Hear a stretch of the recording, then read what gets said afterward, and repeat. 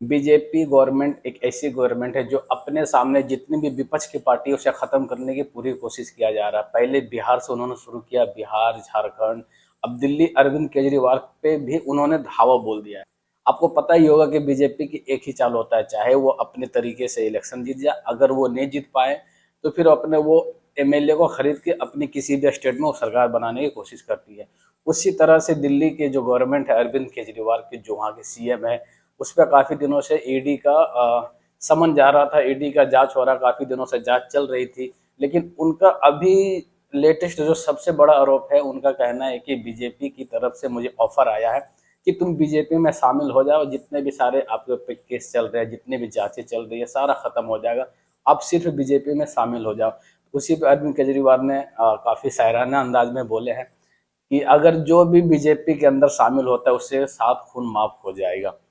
और बीजेपी में शामिल होने से बिल्कुल साफ मना कर दिया अरविंद केजरीवाल ने। उनका कहना है कि चाहे जो हो जाए, मैं आपका पार्टी में शामिल नहीं होऊंगा, मैं बीजेपी में शामिल होने वालों में से नहीं हूँ। आपको डराना है डराओ, आपको जो करना है करो, कोई दिक्कत वाली बात नहीं है। उन्होंने ट्वीट करके भी ये सारी बातें कही है, और उनके एक वीडियो भी वायरल हो रहा है जो मैं आपको दिखाने की कोशिश करता हूँ। ये देखिए उनका एक छोटी सी क्लिप। जो मर्जी षड्यंत्र कर ले हमारे खिलाफ, कुछ नहीं होने वाला। और मैं भी डटा हुआ हूं इनके खिलाफ, मैं भी नहीं झुकने वाला। ये कहते हैं बीजेपी में आ जाओ, हम छोड़ देंगे। मैंने कहा बिल्कुल नहीं आऊंगा बीजेपी में, कतई नहीं आऊंगा बीजेपी में। क्यों आ जाए बीजेपी में? नहीं आते बीजेपी में। बीजेपी में चले जाओ तो सारे खून माफ सब। हमने कौन सा गलत काम किया? स्कूल ही तो बनवा रहे हैं, अस्पताल ही तो बनवा रहे हैं, सड़कें ही तो बनवा रहे हैं, पानी का ही तो इंतजाम कर रहे हैं, सीवर ही तो ठीक करा रहे हैं। कौन सा गलत काम किया? यानी कि जो दूसरे लोग बीजेपी के अंदर गए हैं, ऐसा अरविंद केजरीवाल का कहना है कि अगर हम कुछ गलती करते तो हम बीजेपी में जाते, और जैसे दूसरे लोग गए हैं, दूसरे पार्टी से उठ के गए हैं, उनका केस क्लोज हो गया है। जब हमने कुछ गलत किया ही नहीं तो हम बीजेपी में क्यों जाएं? हमारे ऊपर लगाए गए सारे केस झूठे हैं, आज नहीं तो कल ये सारे केस खत्म हो जाएंगे, ऐसा बीजेपी पे हमला बोलते हुए अरविंद केजरीवाल ने कहा है। तो ये हमारी अभी इंडियन पॉलिटिक्स का हाल है। अगर आपके पास सत्ता है तो आप किसी को भी दबाने की कोशिश कर सकते हैं। जो आप फिलहाल में अब देख सकते हैं, इंडियन पॉलिटिक्स का जो स्ट्रक्चर है, जो काम करने का तरीका है, बिल्कुल इसी तरह से अगर किसी भी लोकतंत्र देश में अगर आपके पास विपक्ष मजबूत नहीं है तो फिर वहाँ का लोकतंत्र कहना ही गलत है। क्योंकि अगर आपके पास कोई जवाब उठाने वाला नहीं है, कोई सवाल उठाने वाला नहीं है, तो आप लोकतंत्र कैसे कहेंगे?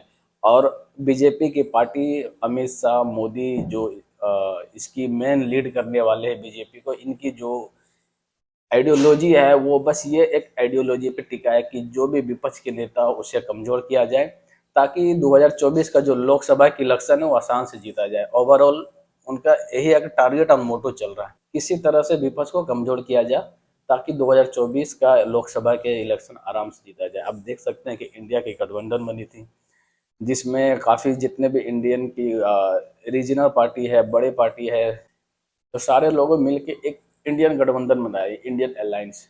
पर अभी कुछ महीनों से आप देख सकते हैं कि धीरे धीरे ये गठबंधन टूटने के कगार पे आ चुका है। अखिलेश यादव का अलग बयान आता है, नीतीश कुमार जो ऐसे पार्टी छोड़ के, गठबंधन छोड़ के दूसरे बीजेपी की कह सकते हैं कि गोद में जाके बैठ गया। उधर कोलकाता, पश्चिम बंगाल के अलग ही बयान है ममता बनर्जी का कि मैं इलेक्शन अलग लड़ूंगी। तो ये सारी जो है ना बीजेपी की जो चाल है, गठबंधन जो इंडियन अलायंस है, इसे तोड़ने की चाल है। और उसमें मुख्य मेंबर ये भी है, अरविंद केजरीवाल भी इंडियन अलायंस के मुख्य मेंबर है। तो उन पे भी दबाव बनाया जा रहा है कि आप बीजेपी में शामिल हो जाओ और इंडियन अलायंस को छोड़ दो, बीजेपी में शामिल हो जाओ, जो भी आपकी केस वगैरह चल रहा है वो सारे खत्म कर देंगे। पर अरविंद केजरीवाल का कहना है कि मेरे पास कोई ऐसा जेन्युइन केस है नहीं जिससे मुझे परेशानी होगा, और वो डटे हुए मैदान में। तेजस्वी यादव की तरह, हेमंत सोरेन की तरह अरविंद केजरीवाल भी डटे हुए मैदान में झुकने के तैयार नहीं है। इंडिया पॉलिटिक्स का यही हाल है। आगे क्या होगा हम आपको बताने के लिए बिल्कुल यहाँ पे तैयार बैठे हैं। तो आप देखते रहे AK News 7, और मैं हूँ कादिर मल्लिक। अगर आपने चैनल को सब्सक्राइब नहीं किया तो प्लीज़ चैनल को सब्सक्राइब कर दें, बेल आइकन प्रेस कर दें, ताकि कोई सा भी मैं अपडेट डालूँ इंडियन पॉलिटिक्स से रिलेटेड तो आप तक सबसे पहले पहुँचे। आपको ही पता होगा कि इंडिया के अंदर अभी हिंदू मुस्लिम काफ़ी हाई लेवल पे चल रही है। मंदिर मस्जिद, हिंदू मुस्लिम, तो ये सब एक पॉलिटिक्स का पार्ट है। 2024 का जो लोकसभा की इलेक्शन है वो इसका पूरा असर देखने को मिल रहा है। अभी शुरुआत हो चुकी है, इलेक्शन में अभी तकरीबन 2 ढाई महीना बाकी है। पर उसकी शुरुआत हो चुकी है और इलेक्शन का ही तैयारी है ये सारे लोकसभा का।